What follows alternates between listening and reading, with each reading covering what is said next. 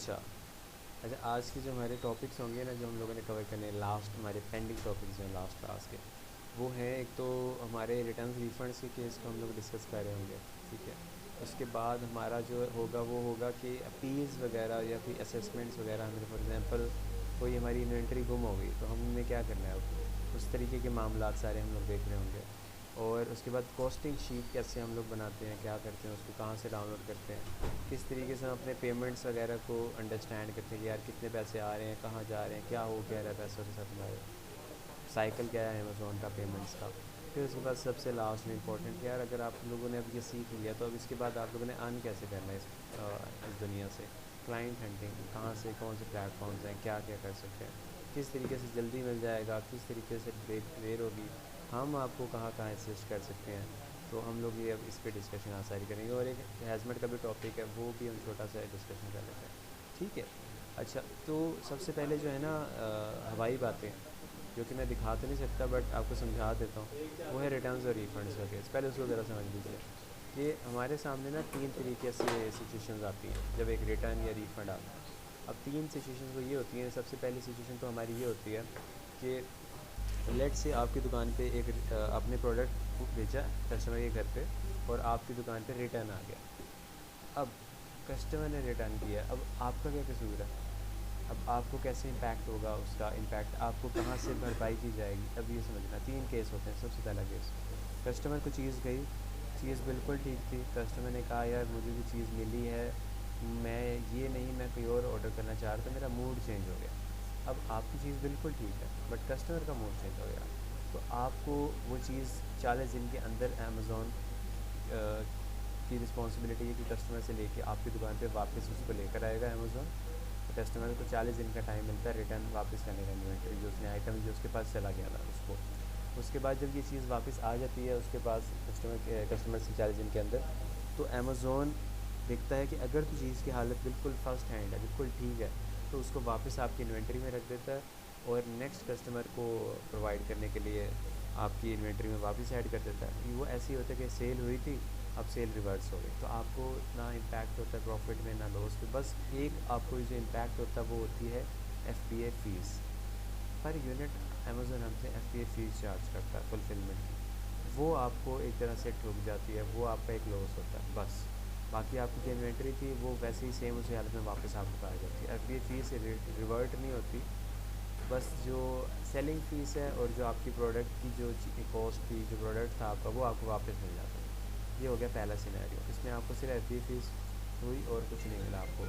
आपके अकाउंट से जो पैसे गए थे, आपके अकाउंट में जो पैसे ऐड हुए थे वो वापस चले गए अमेज़न के पास, और आपको आपकी चीज़ सही सलामत मिल गई। दूसरा केस, आपने इन्वेंट्री भेजी, कस्टमर के पास गई, कस्टमर कहता है मुझे टूटी हुई चीज़ मिली। अब अमेज़न यहाँ पे एक पूरी इन्वेस्टिगेशन करते हैं कि चीज़ टूटी किससे, हमसे टूटी या कस्टमर से टूटी, अमेज़ोन से टूटी या हमसे टूटी है। तो फिर अमेज़ोन देखता है कि जो हमारी दूसरी इन्वेंट्री है वो सारी ठीक है। अगर वो सारी ठीक है तो मतलब ताहिर ने तो सही भेजी है चीज़, अमेज़ोन से क्या कैरियर वाले से या कस्टमर से डैमेज हुई है।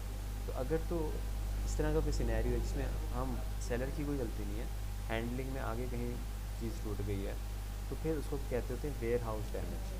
तो अमेज़न हमें फिर वेयर हाउस डैमेज के अगेंस्ट, चीज़ तो हमारी टूट गई, उसको तो हम लोग वापस नहीं रख सकते अगले कस्टमर को देने के लिए, तो हमारे एज अ सेलर हमें रिफ़ंड या रिटर्न हमारी दुकान पे पड़ेगा।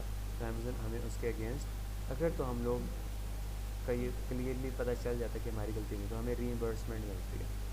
रीइंबर्समेंट होती है एवरेज सेल्स प्राइस, मतलब अगर 10 सेलर हैं, एक सेलर की प्राइस 15 है, एक की 16 है, एक की 17 है, तो एवरेज सेल प्राइस है 16।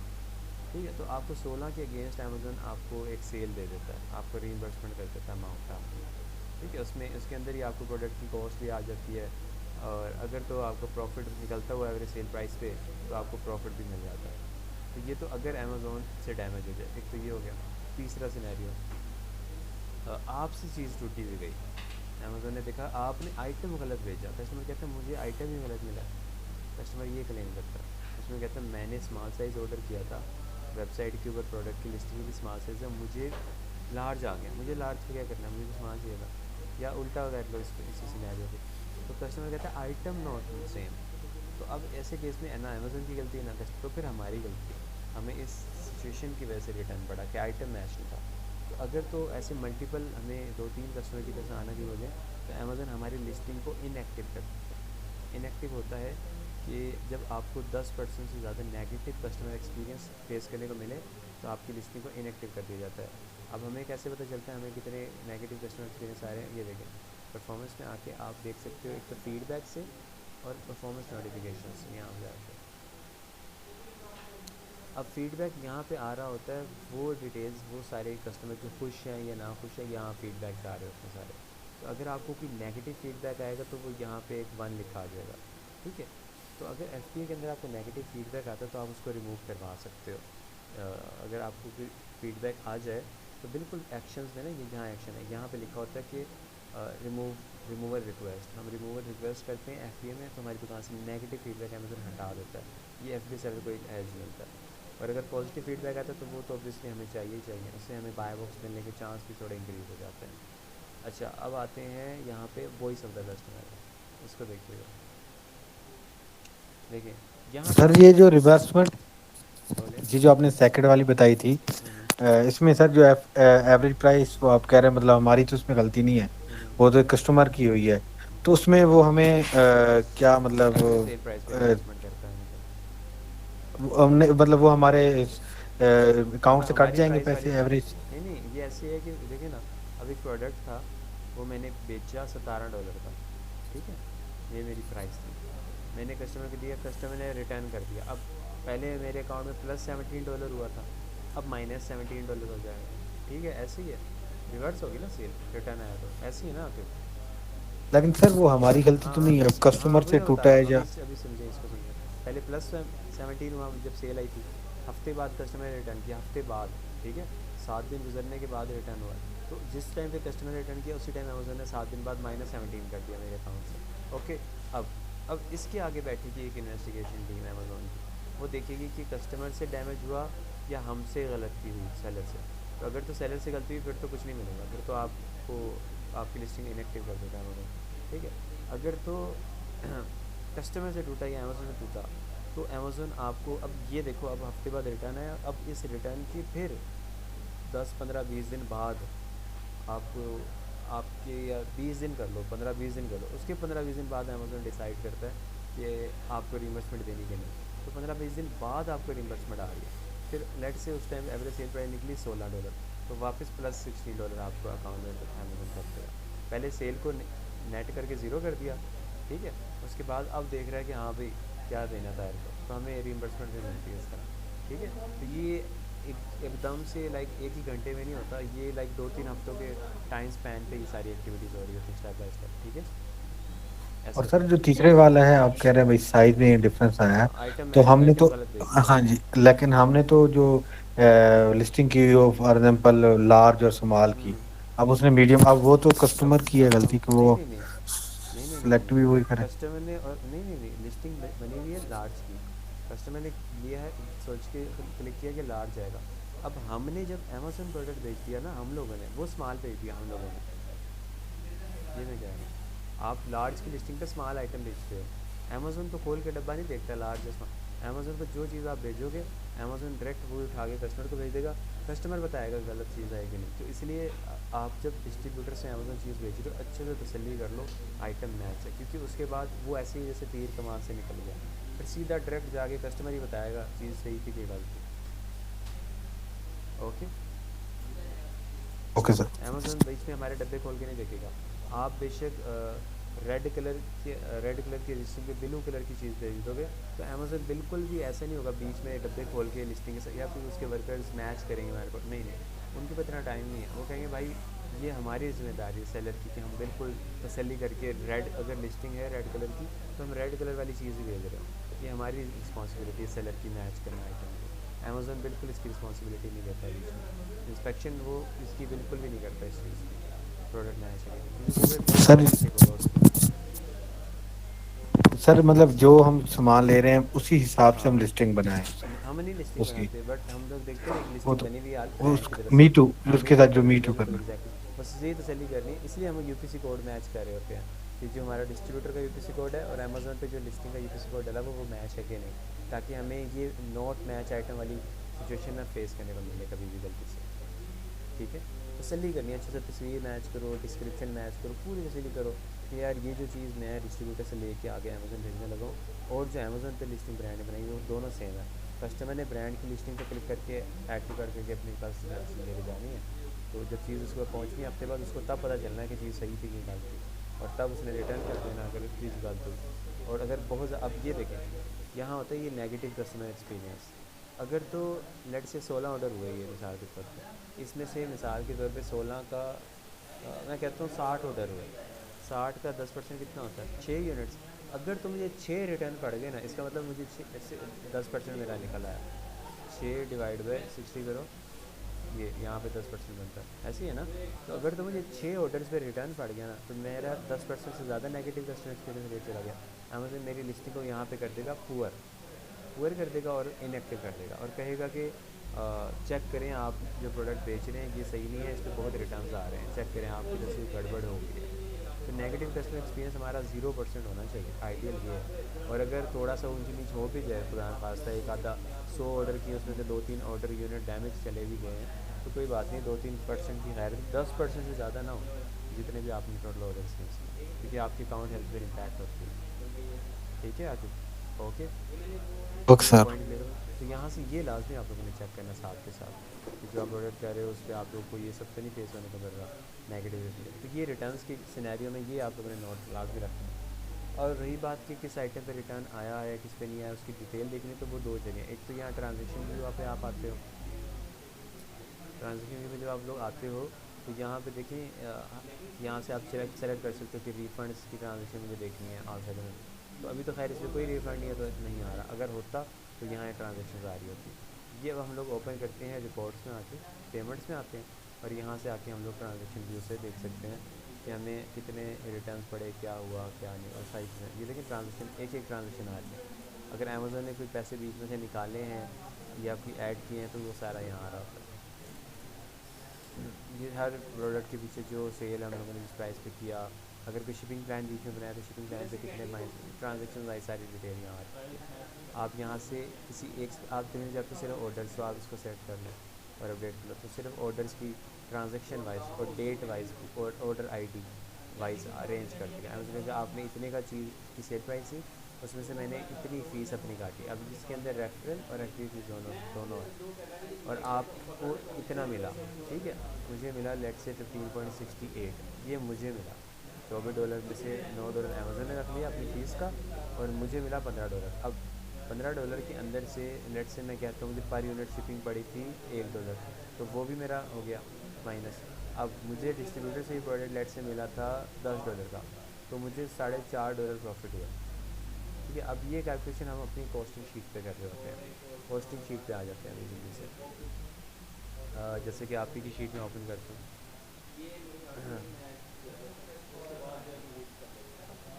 ये अब आप लोगों के सामने कॉस्टिंग शीट यहाँ पे आ रही है। ठीक है, अब यहाँ पे देखिए, हम यहाँ पे ना जब एक प्रोडक्ट का ऑर्डर करते हैं तो यहाँ पे हम लोग पूरी एंट्री बनाते हैं, जैसे कि ये प्रोडक्ट है, उसका नाम था लेट से क्या कहते हैं, नाम दे देते, स्प्रे नाम दे देते हैं उसका, और उसका यूपीसी कोड जो भी होगा हम यहाँ लिख देंगे। डिस्ट्रीब्यूटर ने अपने पास उसका कोड रखा हुआ 14758। हम लोगों ने 100 यूनिट्स ऑर्डर किया, पर यूनिट हमें डिस्ट्रीब्यूटर ने $5 चार्ज किया। इसको ज़रा एकदम ब्लैंक रखता हूँ, $500 हम लोगों को डिस्ट्रीब्यूटर के साथ ऑर्डर बना हमारा, उस पर $10 हमें प्रेप या कुछ मिसलिंग चार्जेस लेट से डिस्ट्रीब्यूटर से हमें पड़े। डिस्ट्रीब्यूटर के मैं बॉक्स पे लगाऊंगा तो मैं $10 चार्ज करूँगा, इससे हमें खर्चा होगा, वो लिखा मैंने। टोटल मेरी इन्वाइस पड़ी 510 की। तो मैं यहाँ पे एक फार्मूला लगाऊंगा, SUM, total price miscellaneous price divide by per unit. अब मुझे एक आइटम पड़ा है, एक यूनिट पड़ा है $5.10 का डिस्ट्रीब्यूटर से ख़रीदते वक्त। ठीक है, अब इसी इन्फॉर्मेशन को मैं कैरी फॉरवर्ड करूँगा अपनी कॉस्टिंग शीट में। लेट से यहाँ पे मैंने ऐसे लिख दिया उसका, ये मेरा ऐसे लिख दिया 10 यूनिट, मैंने वही इन्फॉर्मेशन आगे ले आया कॉस्टिंग शीट के अंदर से 2 दिन पहले थोड़ा। $500 का टोटल इन्वाइस बनी थी मेरी। ठीक है, 500 की नहीं, कितनी की बनी थी, 510 की। ठीक है, ये टोटल इन्वाइस मेरी बनी थी। वही इन्फॉर्मेशन मैं जो मेरी ऑर्डर शीट की थी मैं उसको कॉस्टिंग शीट में लाया अपने आगे। ये 3 जो बॉक्सेस हैं ये सारे आगे पीछे से आगे कैरी फॉरवर्ड हो गए, ये तीनों बॉक्स। ठीक है, जब तो ज़रा एक ही कलर करता हूँ, डिवाइड कर चलो। ये 3 इन्फॉर्मेशन आगे पीछे से मेरे पास आगे। अब अब मैंने जब ये शिपिंग प्लान इसका बनाया था 100 यूनिट्स का, तो अगर आप यहाँ पे आते हो ना इस जगह पे इन्वेंट्री के अंदर मैनेज दी शिपमेंट्स के अंदर, तो आप नोट करो ये यहाँ पे सारे शिपिंग प्लान आ रहे हैं जो हम लोगों ने बनाया। लेट से एक शिपिंग प्लान बनाया मैंने किया यहाँ वाला, ये वाला, ठीक है। अब इसको जब मैं ओपन करूँगा तो सारी मेरे सामने डिटेल्स आ रही होंगी, भाई क्या कितना चार्जेस पड़े, क्या हुआ क्या नहीं हुआ, सब आ रहा होगा यहाँ पे, ठीक है। ये देखो यहाँ पे ना अमाउंट लिखी आ रही होगी। अब ये हम लोगों ने जब शिपमेंट प्लान बनाया होगा, यहाँ अमाउंट लिखी आ रही होगी, चार्जेस अगर उस पर पड़े हुए होते हैं तो यहाँ से हम लोग चार्जेस देख सकते हैं। वो चार्जेस मैं यहाँ लिख दूँगा, लेट से कि उस शिपिंग प्लान की आईडी थी ये, और ये डिस्ट्रीब्यूटर था जहाँ से हमारे आ रहा था मिसाल के तौर पर, ठीक है। अगर वेयर हाउस से आ रहा होगा तो हम लोग लिख देंगे वेयर हाउस का नाम, लेट से मेरे वेयर हाउस का नाम मैंने लिख दिया वेयर हाउस से आया, ठीक है। या जहाँ से जिस भी डिस्ट्रीब्यूटर से आया उसका हवाला, अपनी अंडरस्टैंडिंग के लिए खुद को याद दहानी कराने के लिए कल को 100 यूनिट से अमेज़ोन ने हमें $40 पे यूपी चार्ज में, तो पर यूनिट मेरी शिपिंग कितनी मुझे पड़ी, पर यूनिट पड़ी 40 डिवाइड बाई 100। लो जी, एक यूनिट के पीछे मुझे ये शिपिंग पड़ी। ये वही होती है जो हम लोग हाफ शुरू में एस्टिमेट कर रहे थे, यहाँ पर हमें एक्चुअल पता चल गया। ये हो गया। अच्छा, उसके बाद अब अमेज़ोन मुझे इस पर मिसाल के तौर पे $6 रेफरी फी चार्ज कर रहा है, और मुझे $4 रेफरी फी चार्ज कर रहा है। अब मेरी सेलिंग प्राइस है लेट से जिस पे मैं बेच रहा हूँ वो है 25, ठीक है। ये सारे ना मैं आगे वाले ज़रा उड़ा देता हूँ इनको क्या समझाने के लिए, ये भी ज़रा हटा देता हूँ। एफ बी ए फ़ीस $6 है, शिपिंग उस पर मुझे 0.40 पड़ गई, और ये मेरे डिस्ट्रीब्यूटर से फ़ीस लेते हुए मुझे खर्चा आएगा। अब रेफरल फ़ीस होता है जो आपकी सेल प्राइस हो उसका 15%, तो मुझे तकरीबन ये रेफरल फ़ीस पड़ रही है उस पर। टोटल कॉस्ट की क्या क्या होती है हमारी, सम ऑफ 1 2 3 4, ये 4 खर्चों का सम, ठीक है। इसको मैं 20 कर लेता हूँ, चलो ये लो। अब प्रॉफिट का फार्मूला क्या था, selling price minus total cost, ये हमारे पास पर यूनिट प्रॉफिट आ गया। लेट से मैंने ना देखा मैंने 35 यूनिट्स बेचे हैं इसके। अब ये जो इन्फॉर्मेशन है ना सेलिंग प्राइस वाली, ये दोनों इन्फॉर्मेशंस और ये वाली चीज़ ये हमारे पास आएगी कहाँ से, अभी उस पर भी डिस्कशन कर लेते हैं। पहले जी इन्फॉर्मेशन जो हमारे पास आ जाएगी तो हम लोगों ने उससे अपनी कॉस्टिंग कैसे बनानी है वो मैं अभी आप पहले समझूँगा। लेट से मैंने 35 यूनिट बेचे, और अब एक यूनिट के पीछे मुझे $5.5 प्रॉफिट है, और मैंने बेचे 35 रोज। टोटल प्रॉफिट मैंने अर्न किया 35 यूनिट बेच के, ये 190, इसको कर लेते हैं साइंस में कर लेते हैं, ये मैंने टोटल प्रॉफिट अर्न किया, ठीक है। अब आर का फार्मूला क्या था हमारा, क्या कहते हैं हम लोग, profit divide by total cost, ये 37% रिटर्न आ रहा है मुझे, वो भी पता चल जाएगा। अब बैलेंस क्वांटिटी, मैंने 100 यूनिट्स ऑर्डर किए थे, और ये हम लोग शीट बनाते हैं महीने के बाद, महीने के एंड पे, ठीक है। मंथ एंड में हम लोगों ने पूरे महीने जो हम लोगों ने सेल निकाली थी वो एक दिन बैठ के सारा हिसाब किताब करते हैं महीने के एंड पे, इस तरह से। जैसे भी एक प्रोडक्ट कर रहा हूँ, अगर 10 लगेंगे तो 10 का अलग अलग हिसाब करेंगे। जो 100 में से मैंने 35 यूनिट भेजे, पीछे अमेजोन में तो 65 यूनिट होने चाहिए इस प्रोडक्ट के। अब यहाँ पे ना 2 कॉलम्स आप और भी बना सकते हो खुद से, वो भी मैं आपको दिखा देता हूँ। अच्छा, एक हम लोग कॉलम बना सकते हैं इसमें कॉस्ट ऑफ गुड्स सोल्ड, ठीक है, और एक हम बना सकते हैं इन्वेंट्री स्टिल इन अमेजोन, ये 2 कॉलम्स भी हम लोग बना सकते हैं। अच्छा जी, कॉस्ट ऑफ गुड्स सोल्ड का क्या मतलब है, देखें हम लोगों ने एक यूनिट ख़रीदा था इतने का, 5.10 का डिस्ट्रीब्यूटर से, पर हम लोगों ने बेच दिए हैं 35 यूनिट, तो टोटल जो मेरी बाइंग थी उसमें से इतने डॉलर्स, इसको सम कर लेते हैं, 178.50 आउट ऑफ 510 डॉलर की मैंने बाइंग की थी, उसमें से मैंने इतने वर्थ की इन्वेंट्री बेच चुका हूँ, और ये बेच के मैंने ये प्रॉफिट बनाया है। अब आते हैं इस पर इन्वेंट्री स्टेज अमेजोन पे, इसका भी फार्मूला बना लेते हैं कि अमेज़ोन जो भी हमारी इन्वेस्टमेंट बढ़ी हुई है वो हमें कैसे पता चल जाए, unit price multiply by balance quantity, ये लो। ये भी हम लोग इसको कर लेते हैं डॉलर्स में, और इसका भी फार्मूला कर लेते हैं। अब देखो ज़रा, इसको जूम आउट कर लेते हैं थोड़ा, अब देखो ज़रा, इन दोनों का अगर सम करो तो ये बनता है $510, और इतनी की हमने बाइंग की थी। ठीक है, शीटों में फार्मूलाज की वजह से हम लोग अपनी शीटों को अपने लिए यूज़र फ्रेंडली कर रहे हैं। $510 मैंने बाइंग की थी, उसमें से मैंने इतनी की इन्वेंट्री बेच चुका हूँ, इतनी की इन्वेंट्री बेच के ये बनाया। और अभी मेरे 65 यूनिट जिनकी इन्वेंट्री की कॉस्ट मुझे पड़ी थी वो इतनी है, ये अभी अमेज़न पड़े हैं, ये मैं अगले महीने बेचूंगा, जब बेचूंगा तो इसको बेच देता हूँ। ये हमें सारी इन्फॉर्मेशन मिलती है, इस तरीके से हम कॉस्टिंग करते हैं। अब ये तो हमें मिल गई इन्फॉर्मेशन ऑर्डर शीट से और इनवॉइस से डिस्ट्रीब्यूटर की, ये वाली हमें मिल जाती है शिपिंग बैंक से, सेलर सेंटर से। ये जो पर्पल मैंने यहाँ पे फार्मूला लगा हुआ है, ठीक है, यहाँ पे फार्मूला लगा हुआ है, यहाँ पे भी फार्मूला, ये तो आगे सारा फार्मूला लगा हुआ है, फार्मूला है। ये जो पर्पल मैंने किया ना, ये इन्फॉर्मेशन हमें कहाँ से मिलती है, ये अब इस पे समझते हैं ये इन्फॉर्मेशन कहाँ से। आपने आना सेलर सेंटर में उतना, और आपने आना है यहाँ पे पेमेंट्स के अंदर। पेमेंट्स में आके यहाँ पे आती है डाटा रिपोर्ट्स। अब जिस भी पीरियड की आपको रिपोर्ट चाहिए आपने जनरेट रिपोर्ट करनी है। अगर तो पूरा महीने की आपने मंथ वाइज निकालनी तो मंथ का आप क्लिक करके कर लो। अगर डेट वाइज निकालनी है, लेट से मैं कहता हूँ कि अप्रैल से लेके कल की क्या डेट है 15, कल तक जितनी भी ट्रांजेक्शन हुई हैं सारों की मुझे रिपोर्ट जनरेट कर दो। एक दिन पीछे की आप रिपोर्ट जनरेट कर सकते हो, आज की मैं नहीं कर सकता क्योंकि आज कंप्लीट नहीं हुआ, आज करें तो जी इसको रिफ्रेश करते हैं, डाउन फिर मैंने डाउनलोड करा। वॉइस क्लियर आ रही है ना आप सबको, स्क्रीन भी टाइम से शो होगी। Yes sir. चलो लीजिए, ये मेरे पास पूरी रिपोर्ट आ गई जिसको मैं अपना सोर्स डाटा यूज़ करूँगा अपनी कॉस्टिंग करने के लिए, हिसाब किताब करने के लिए। पहले 7 कॉलम्स में हाइड कर रहा हूँ, 8वें कॉलम के ऊपर मैं यहाँ पे फिल्टर लगा रहा हूँ। लो रिकॉर्डिंग हो रही हमारी, चलो चल रही ले जी।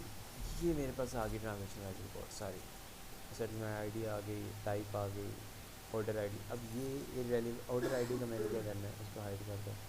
यहाँ SKU लिखा हुआ है, SKU समझाता हूँ यहाँ पे। यहाँ प्रोडक्ट के क्या जो भी डिस्क्रिप्शन है, जो भी वो उसके बारे में, यहाँ क्वांटिटीज़ लिखी हुई हैं, यहाँ मार्केट लिखी हुई है कि किस मार्केट प्लेस से हुआ, ठीक है वो तो हमें पता है अमेजोन से हुआ। और फुलफिलमेंट मेथड क्या है, अमेज़ोन वाला है कि मर्चेंट वाला है, वो आ गया, इसको भी हाइड कर दो। और ये ऑर्डर शोर्डर आ गया, ये सारी चीज़ें, नाम आ गया क्लाइंट जिसने कस्टमर ने किया, इसको भी हाइड कर दो, इसको भी हाइड कर दो। और ये क्या है, ये भी कॉस्ट रिकॉर्ड है, इसको भी हाइड कर दो। और अब जब हमसे एक ऑर्डर कस्टमर करता है ना, तो यहाँ पे अमेज़न हमें देता है कि उस प्रोडक्ट की सेल प्राइस क्या थी। ये लो यहाँ पे इसको मैं कर लेता हूँ, ये लो कर लेता हूँ, ये लो क्या नहीं, इसका वाले से करना, ये लो सेल प्राइस। लेट से कि ये प्रोडक्ट था F2 के, ठीक है, ये नाम उस प्रोडक्ट का है, फास्ट फूड के। ये 1 यूनिट पे ऑर्डर पड़ा था, $24.8 की सेल प्राइस थी उस टाइम पे। और ये ऑर्डर पड़ा था मुझे जून 13 को, और ये एक ऑर्डर है। उसके बाद अमेज़ोन ने इस कस्टमर से इतना इस पर सेल्स टैक्स कलेक्ट किया। अब देखो हमारा रिस्पॉन्सिबिलिटी, टैक्स हमारी नहीं होती रिस्पॉन्सिबिलिटी, एंड कंज्यूमर से अमेज़ोन टैक्स कलेक्ट करता है और गवर्नमेंट को अमेज़ोन ही हमारे बिहाफ पे सबमिट करा देता है। तो हमने खुद से कोई टैक्स काटना कुटना नहीं होता। अब यहाँ देखो, यहाँ पे लिखा हुआ है प्रोडक्ट सेल्स टैक्स, और यहाँ लिखा हुआ है market place with health tax. 1.74 plus हुआ, 1.74 माइनस भी हो गया, तो ये तो अमाउंट आपस में नेट हो जाती है। तो इस पर हमारी भी प्रॉफिट एंड लॉस से हमें कोई इम्पैक्ट नहीं पड़ता, ठीक है। ये अमेज़ोन और कस्टमर का मसला है, हमारा कोई इसमें लेना देना। टैक्स कटा, टैक्स अमेज़ोन ने एडजस्ट कर लिया। यहाँ पे आते हैं आगे सेलिंग फीस। अब इस प्रोडक्ट के ऊपर 30.72 इस सेलिंग फीस हमें 15% नहीं मिल जाती, एक्चुअली इतनी अमेज़ोन ने डिडक्ट की। तो यहाँ से मुझे सेलिंग फीस मिल जाएगी। FBA फीस पे आते हैं, इस प्रोडक्ट के ऊपर $5.4 FBA फीस चार्ज की थी अमेज़ोन ने, तो ये भी मेरे पास आ गया। उसके बाद अब कुछ अदर भी खर्चे वर्चे हैं तो वो आ जाते हैं, वो यहाँ पे आ जाता है। कोई और ट्रांजेक्शन नहीं भाई नहीं है, इसको हाइड कर दो। कोई अदर कोई अमाउंट कोई कुछ ये वो उसको मतलब नेट कर रहा है, इसको भी कर दो। तो ये अब हमारे पास आ गई सारी चीज़ें, तो जो जो हमारे लिए रेलिवेंट उनका अगेन मैं हाइड कर रहा हूँ। ये देखो अब क्वांटिटी कितने यूनिट्स पे ऑर्डर पड़ा, ये इंपॉर्टेंट है, इसको मेरा ओपन कर रहा है। ये देखो,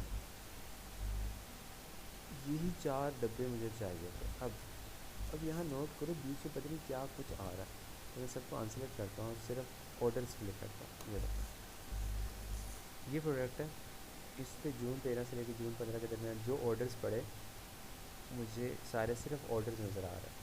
अब मैं अगर इसको प्लस करता हूँ तो देखिए 20 यूनिट्स पे ऑर्डर आया मुझे, 20 यूनिट्स पे। ये सार एक कस्टमर ने 4 ऑर्डर किया, एक ने 1 किया, एक ने 1 किया, एक ने 2 यूनिट्स पे ऑर्डर किया। ट्रांजेक्शन में सारी मेरे डिटेल आ रही है।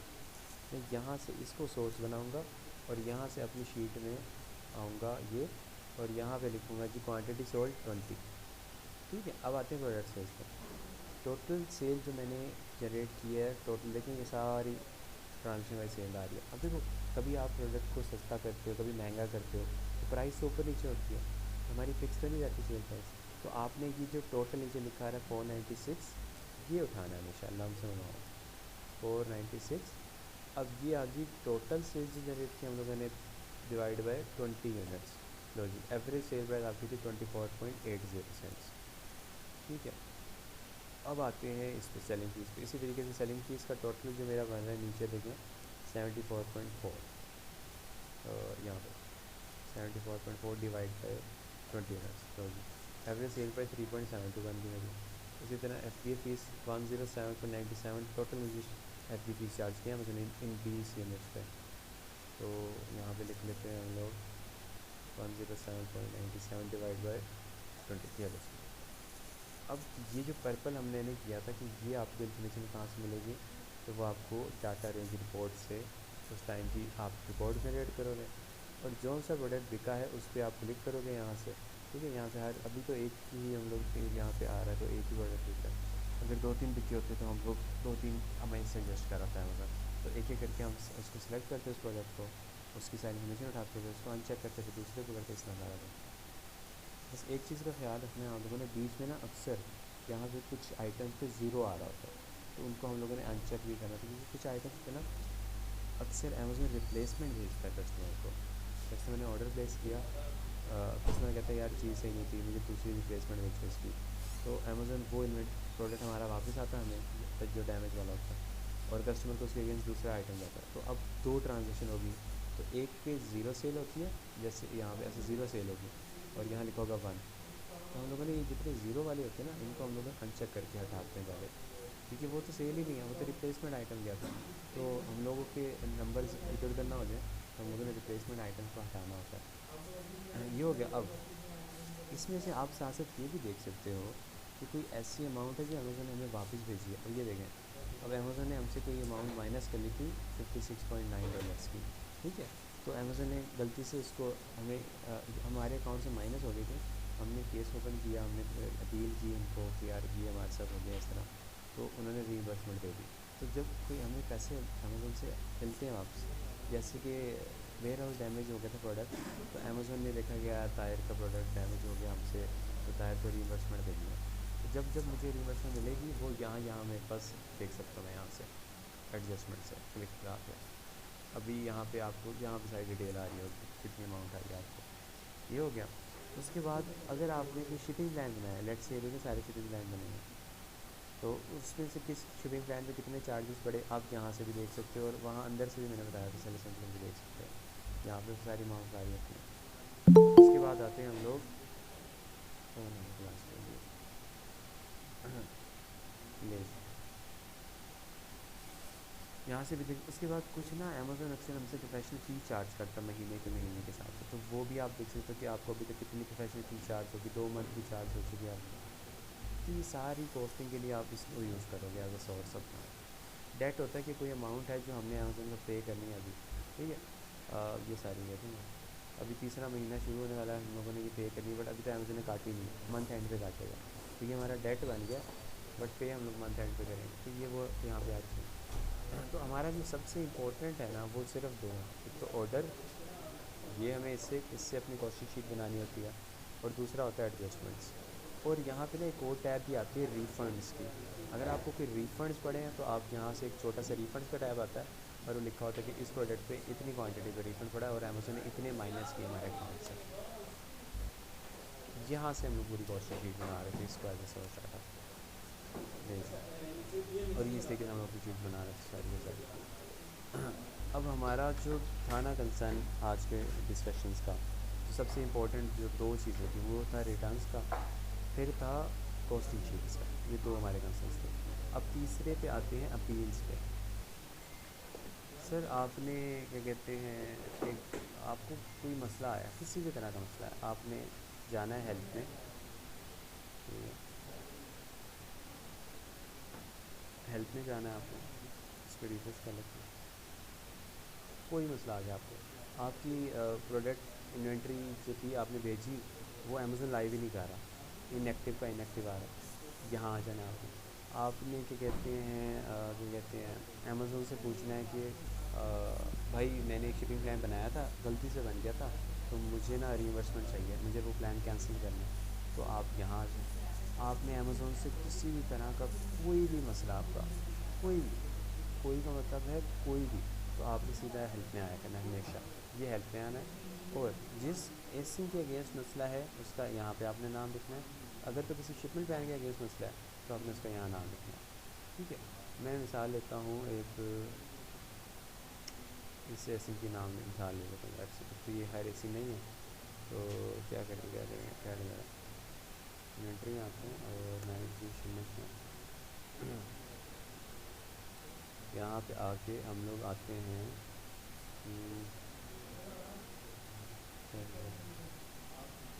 हमारा ये वाला करते हैं, यहाँ आते हैं और कंटेंट्स में आते हैं।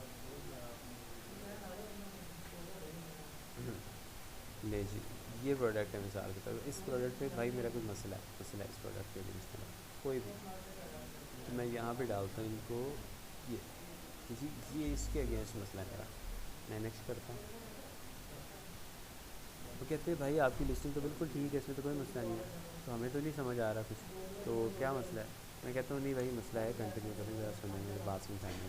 मैंने कंटिन्यू कहते अच्छा बताएं क्या क्या इशू है आपका, कहानी लिखें। अब यहाँ पूरा मैं मैसेज लिखूँगा कि hello my listing is not active, please explain why, it's been 1 month, 1 महीना हो गया, आपने प्रोडक्ट भेज दिया, अमेज़ोन के पास अवेलेबल में नंबर आ रहे हैं लेकिन इनएक्टिव है, लाइक एक्टिव नहीं हो रहा, रिज़र्व में पड़ी इन्वेंट्री, महीना हो गया। कोई भी मसला आपको, कोई भी कंसर्न है, आपने इस तरीके से उस एसएन का हवाला देख के यहाँ इशू लिखना है और आपने नेक्स्ट कर देना है। ठीक है, तो जैसे आप नेक्स्ट करोगे तो यहाँ पे ना आपका केस लोग आ रहा होता है इस जगह पे, यहाँ पे आपको वो आ जाएगा कि ये आपका केस ओपन हो गया, और यहाँ लिखा रहा होगा पेंडिंग। 1 घंटे बाद या 1 दिन बाद, अब अमेज़ोन की मर्ज़ी है, जब जल्दी भी रिप्लाई आ जाता है, कभी कभी थोड़ा लेट भी रिप्लाई आता है। तो जैसे आपको अमेज़ोन की जो कस्टमर सपोर्ट है उनसे रिप्लाई आएगा, यहाँ लिखा आएगा आंसर, और आप अपना केस ओपन करके देख सकते हो कि उसके अगेंस्ट क्या हुआ, क्या जवाब अमेज़ोन में आपको समझा रहा है। अमेज़ोन बताएगा कि जी फ़लाना मसला हो गया था आपकी इन्वेंट्री के साथ, इसलिए वो डिले आ रहा है, हम लोगों ने चेक किया है, इन्वेस्टिगेट किया है, इंशाल्लाह थोड़े दिनों में हो जाएगा, अगर नहीं होगा तो हम आपको ये अपॉर्चुनिटी देंगे, आप फिर हम इस तरीके से हम आपको पैसे भी दे देंगे, मतलब जो भी उसका नेक्स्ट प्रोसीजर होगा वो आपको गाइड कर देंगे। एक तो ये हो गया। नंबर 2, आप इन्वेंट्री में आए, मैनेजर की शिपमेंट में आए, एक तो ये केस हो गया, इस तरह आपने बनाया। दूसरा, लो जी, मैंने ना, ये जैसे इसी की मिसाल ले रहे हैं, मैंने 50 यूनिट भेजी, अब यहाँ आ रहा है 40 मिले अमेज़ोन को, ये देखें यूनिट्स एक्सपेक्टेड ऊपर आता है, यूनिट्स रिसीव नीचे आता है। मैंने 50 यूनिट भेजे थे, अमेज़ोन को मुझे 40 मिले, बाकी 10 कहाँ पे पता नहीं। लेकिन यहाँ वर्ड देखें लिखा हुआ है रिसीविंग, मतलब अभी चांसेस हैं कि अमेज़ोन कह रहा है अभी हौसला, मैं ढूंढ रहा हूँ, मिल जाएंगे, परेशान नहीं है। यहाँ देखिए मैंने 60 भेजी, अमेज़ोन को 36 मिल गए, बाकी 24 नहीं मिलेगा। अमेज़ोन कह रहा है हौसला, मिल जाएंगे, अभी रिसीविंग चल रही। लेकिन जिस टाइम पे ये क्लोज़ हो जाएगा ना, जैसे कि मिसाल के तौर पर ये, देखिए मैंने 14 भेजी अपनी तरफ से, अमेज़ोन को 0 रिसीव हुआ, और यहाँ अमेज़ोन ने क्लोज़ भी कर दिया। अमेज़ोन कहता भाई मैंने बहुत ढूंढने की कोशिश की, नहीं मिला। 1.5 महीने तक ना अमेज़ोन रिसीविंग ही करता रहता है, 1.5 महीने तक, और 1.5 महीना 2 महीने बाद अमेज़ोन इसको क्लोज़ करता है। तो अगर आपने आज इन्वेंट्री भेजी है तो 2 महीने तक आप कुछ नहीं कर सकते अगर अमेज़ोन आपको आपकी इन्वेंट्री नहीं मिले। 2 महीने बाद आप अमेज़ोन को कहते हो कि भाई मैंने इन्वेंट्री भेजी थी, तो मुझे इन्वेस्टिगेट करवाने मेरे यूनिट्स आपने गुम कर दिए। तो 2 महीने तक जब तक ये क्लोज़ नहीं होगा, और अमेज़ोन यहाँ लिखेगा नहीं कि भाई 14 आपने भेजी, मुझे 0 रिसीव हुए, तब तक मैं नहीं ओपन करता। चलो अब इसके अंदर जाते हैं, इस केस में इसमें मसला है जी। चले प्रॉब्लम्स में आऊँगा मैं यहाँ पे, यहाँ पे अब अगर तो अमेज़ोन कहेगा कि जी अमेज़ोन को भी लग रहा होगा ना कि हाँ यार वाकई की चीज़ गुम हो गई मेरे से, तो अमेज़ोन आपको जैसे प्रॉब्लम पे क्लिक करोगे यहाँ एक बटन देगा, उस पर लिखा होगा इन्वेस्टिगेट द मिसिंग यूनिट्स, और नीचे इनवॉइस अटैच इनवॉइस का बटन दे रहा होगा कि इनवॉइस अपलोड करो अपनी। इनवॉइस कौन सी? देखो जब हमने डिस्ट्रीब्यूटर से ख़रीदा, अगर तो वो ऑथेंटिक डिस्ट्रीब्यूटर है उसने हमें इनवॉइस दी होगी, तो वही हमारे पास प्रूफ ऑफ है ना, हमारे पास तो वही प्रूफ है, तो हम वो इनवॉइस देंगे अमेज़ोन को। अमेज़ोन की जो टीम है इन्वेस्टिगेशन वाली, वो डिस्ट्रीब्यूटर को कॉल करना चाहे तो कर सकते कि ताहिर ने एक्चुअली आपसे इतने यूनिट बाय किए थे या नहीं किए थे, तो डिस्ट्रीब्यूटर अमेज़ोन को बता देगा, number one. Number two, UPS company को कॉल करेगा और उनको कहेगा कि क्या एक्चुअली आप लोगों को ताहिर की तरफ से कुछ 14 यूनिट्स मिले थे, आप लोगों ने उस दिन 14 यूनिट्स अपने ट्रक पे लोड किए थे? तो अगर तो वो कहेंगे कि हाँ यार हमने किए थे, तो फिर मतलब कि ताहिर तो सच बोल रहा है, तो ताहिर को रीइंबर्समेंट हमें करनी पड़ेगी। यूपीएस वालों ने हमारे वेयर हाउस भेजा, आगे हमसे कहीं मिस हो गए, अब हमारी गलती, अमेज़ोन हमें रीइंबर्समेंट करेगा। लेट से यूपीएस वाले कहते हैं नहीं भाई हमें तो सिर्फ 7 यूनिट मिले थे या मिले ही नहीं थे, ये तो कभी हमें मिले ही नहीं आज तक, तो मतलब ताहिर झूठ बोल रहा है। ताहिर झूठ बोलने का मतलब है डिस्ट्रीब्यूटर झूठ बोल रहा है, अगर मैंने डिस्ट्रीब्यूटर को कहा था तुमने देना, तो फिर हम डिस्ट्रीब्यूटर के पास जाएंगे, अमेज़ोन फिर हमें कुछ नहीं देगा, फिर वो एक हमें बाहर बाहर डिस्ट्रीब्यूटर के साथ अपना डिस्प्यूट रिजॉल्व करना पड़ेगा। तो खैर जब भी चीज़ आपकी घूमेगी और जब शिपिंग प्लान क्लोज़ हो जाएगा, फिर आप उसकी रिइंबर्समेंट ले सकते हो। प्रॉब्लम्स में आके यहाँ रिकंसाइल मैं कर दूँगा, ये मेरे पास तरीका है एक। तो अब यहाँ देखिए, यहाँ तो मेरे पास आ ही नहीं रहा बटन और मेरा मसला चल रहा है, तो आपने शिपिंग आईडी कॉपी कर लेनी है। अगेन मसला है, मुझे अमेज़ोन से बात करनी है, हेल्प में जाऊँगा, वहाँ अमेज़ोन मुझे ऑप्शन ही दे रहा है इन्वेस्ट अपलोड करने का, यहाँ डालूँगा और मैं कहूँगा भाई एग्जिस्टिंग शिपमेंट है, उसके अगेंस्ट मसला है। अब अमेज़ोन कह रहा है ये तुम्हारी क्लोज़ हो गई है, तो हम लोग तो ये प्लान डलता ना, मेरी सुन नहीं रहा, बिल्कुल भी नहीं सुन रहा। अब एक तो ये तरीका था, अमेज़ोन मेरी सुन ही नहीं रहा, ठीक है, अमेज़ोन कह रहा भागो यहाँ से। तो अब दूसरा तरीका ये है, उस शिपिंग प्लान में जो प्रोडक्ट था मेरा, उसका एसिन क्या था, लेट से उसका एसिन था मिसाल के तौर पे ये था, ठीक है, तो मैं वो एसिन डालूँगा यहाँ पे, और अगेन उसी तरीके से जैसे अभी हम लोगों ने पहले किया था, नेक्स्ट करूँगा। कुछ शिपिंग प्लान पे ना अमेज़ोन सुनता ही नहीं है हमारी। इसका तो खैर नहीं आ रहा, वही वाला पिछले ही करते हैं जो हमने पहले प्रोडक्ट निकाला था, फिर रुको ज़रा समझाने जो ना आप लोग बताते हैं। टेंशन आता है और मैं इस पर आ गया, ये जी दोबारा से करते हैं। और देख लो कहीं मुझे बटन ही नहीं दे रहा कहीं पे कोई बात करने का, उस अपने रिप्रेजेंटेटिव से मेरी बात ही नहीं हो रही, सुन रहा। अब मैं यहाँ लिखूँगा कि I have sent 14 units of this item but they are lost, ठीक है। अब मैं यहाँ लिख दूँगा against the this shipment ID please investigate. अब मैं उनके रिप्रेजेंटेटिव से, किसी ह्यूमन से, किसी इंसान से बात कर सकूँगा इस इशू से रिलेटेड। तो मैंने आपको तरीका बता दिया दोनों। अक्सर शिपमेंट प्लान जब आपकी इन्वेंट्री गुम हो जाए तो अक्सर अमेज़न हमें देता है ऑप्शन इनवॉइस अपलोड करके इन्वेस्टिगेट कराने की, और अक्सर नहीं देता।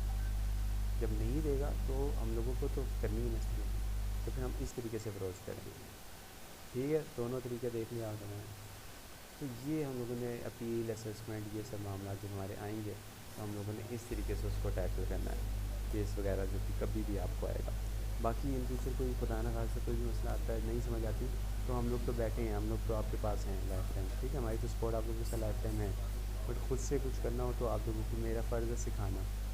ये सारे छोटे छोटे मसले मसाइल पार्ट ऑफ बिजनेस हैं, ये आपको आएंगे, सबको आते हैं, ठीक है।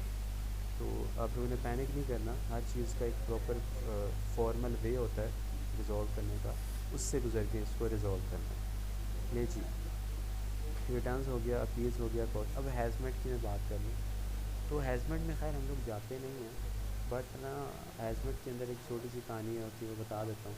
वो ये होती है कि हम लोग जब हैज़मेट प्रोजेक्ट्स में काम करने का सोच रहे होते हैं ना हम लोग, तो आप हैज़मेट को भी FBA चैनल के थ्रू बेच सकते हो। अमेज़न हमें 200 से 300 यूनिट्स की हैज़मेट प्रोडक्ट्स को बेचने की परमिशन देता है, बट सारे प्रोडक्ट्स पे नहीं देता, या सारे सेलर को भी नहीं देता। आपको एक तो बहुत पुराना सेलर बनना पड़ता है, ये आपको हो गया उसको अमेज़न को कुछ टाइम। उसके बाद दूसरा, आपको एक हैज़मेट प्लान होता है जिसकी ना इनवाइट अमेज़न आपको वाया ईमेल खुद भी भेजता है, और आप इसी तरीके से केस में जाके अपील कर सकते हो अमेज़न से कि मुझे हैज़मेट प्लान में अप्लाई करना है, तो मुझे इस प्रोडक्ट के अगेंस्ट करना है, उसका ऐसे डालो, फिर नीचे अपना पूरा केस लिखो और बताओ।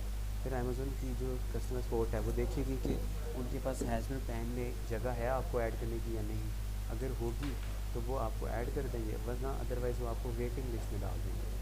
और वेटिंग लिस्ट के अंदर फिर आपको तकरीबन 1 2 3 4 हफ्ते इतना भी टाइम लग सकता है अमेज़न की मर्ज़ी। तब तो फिर 3 हफ्ते बाद अमेज़न आपको कहेगा कॉन्ग्रेचुलेशंस, या फिर कहेगा कि सॉरी हम आपको नहीं ऐड कर सकते, आप हमारे क्राइटेरिया पे फॉल नहीं कर रहे, या वो कह देगा कॉन्ग्रेचुलेशन हमने आपको हैज़मेट प्लान में अप्रूव कर दिया। अब जब वो अप्रूव कर देगा फिर उसके बाद फिर 2 मसले हैं। पहला मसला, आपको ना जब भी कोई हैज़मेट प्रोडक्ट करना है आपको डिस्ट्रीब्यूटर या ब्रांड से मांगनी है सेफ्टी डाटा शीट्स। अब सेफ्टी डाटा शीट्स दिखती कैसी हैं, अगर मेरे सामने कोई आ गई इस टाइम फ़ौरन से तो मैं अभी दिखा देता हूँ।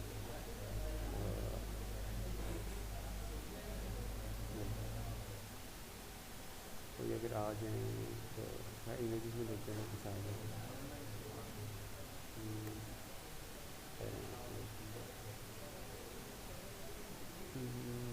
सेफ्टी डाटा शीट्स सैम्पल आ रहा होता है, लेकिन क्या सही है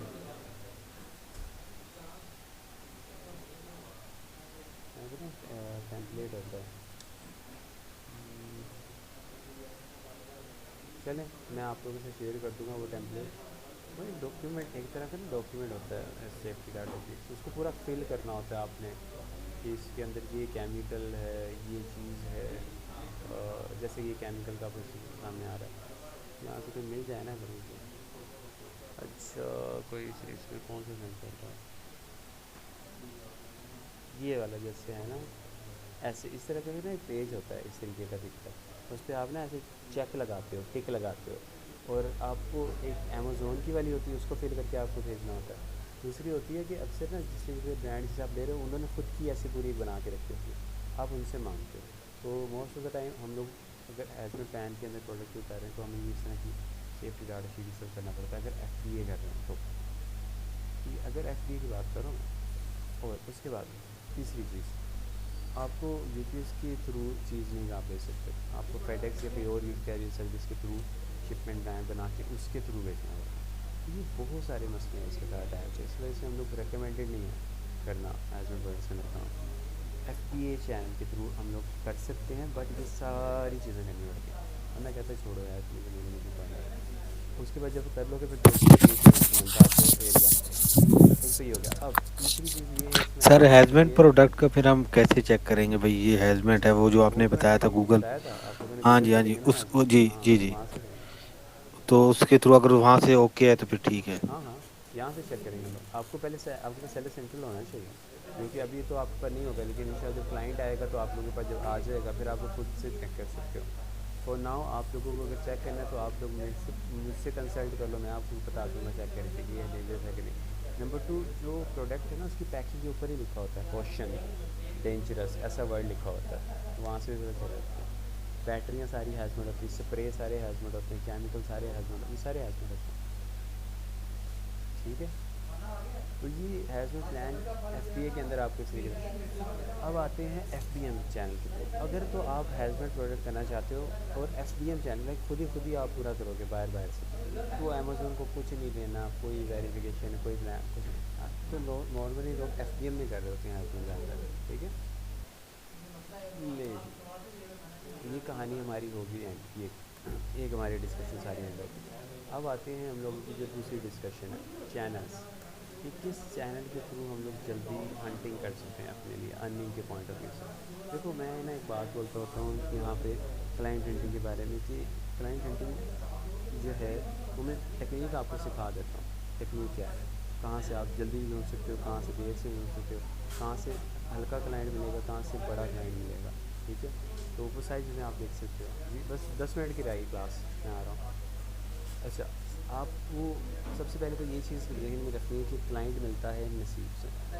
ठीक है, आपका नसीब अगर अच्छा है तो आपको पहले दिन मिल जाएगा।